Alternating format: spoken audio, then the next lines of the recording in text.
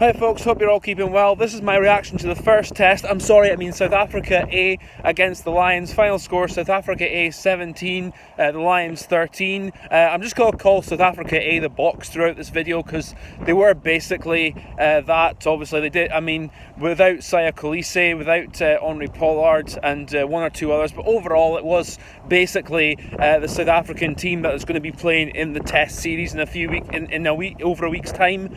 But anyway, the game itself, obviously the Boks came out the blocks a lot quicker.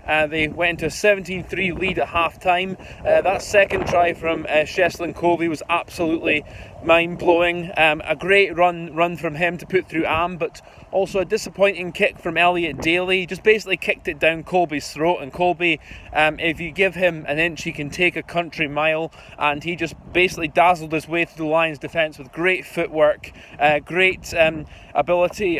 What a player he is. And then he just popped it inside to and Am went over to score.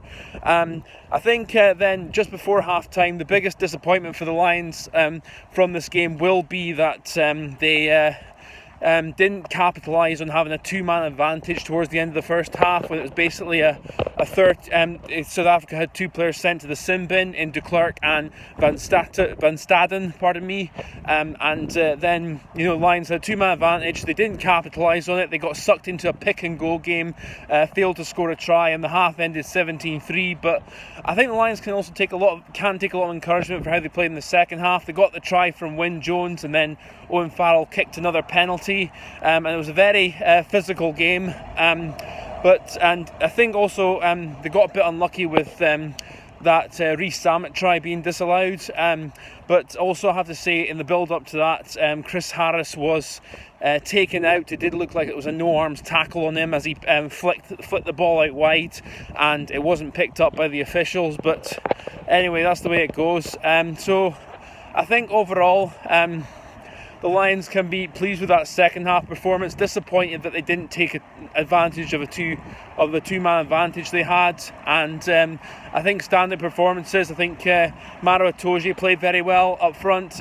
Tom Curry had an excellent game. It's going to be a really interesting to see whether it'll be Tom Curry or Hamish Watson for the 7 shirt. Knowing me and where my allegiance lies, I am obviously going to be picking Mish because I'm biased, but I think Tom Curry should be at the very least in the 23, or maybe put him at 6. But a lot of that depends on, of course, if Alun Wyn Jones is going to be fit as well, because I'm expecting Tadhg Beirne to be the 6. But yeah, also that's the other news. Good that Alun Wyn Jones managed to get himself fit. 18 days since he picked up a dislocated shoulder, and he recovers from that in 18 days. That's just unbelievable. What a warrior he is.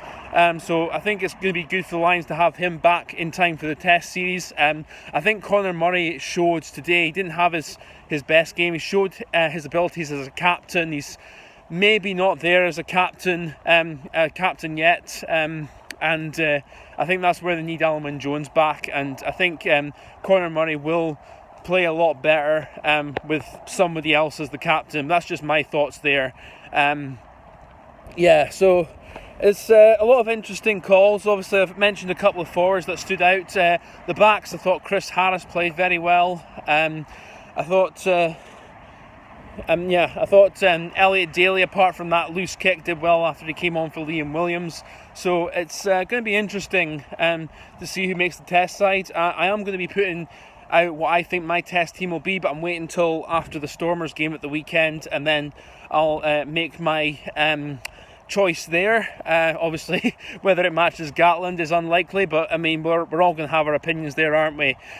So that's really all I've got to say here, guys. I think whilst the Lions obviously disappointed to have lost, no one likes to lose. It might serve them as a good omen going into the test series, and they've got a general idea of what to expect from the Boks. I think also from South Africa's point of view as well, it's good that most of their team got more time together and more prepared. So I think we're in for a cracking series, and I'm sticking with my prediction that it's going to be 2-1 either way, and that all 3 games will be decided by one score. So but Who's going to come out on top in the third test, I'm not sure yet, but I think we're going to be in for hopefully a cracking series. Hopefully no more COVID cases crop up and we can just enjoy the rugby from now on. That's all I've got to say, folks. Hope you take care of yourselves and I'll catch you later on.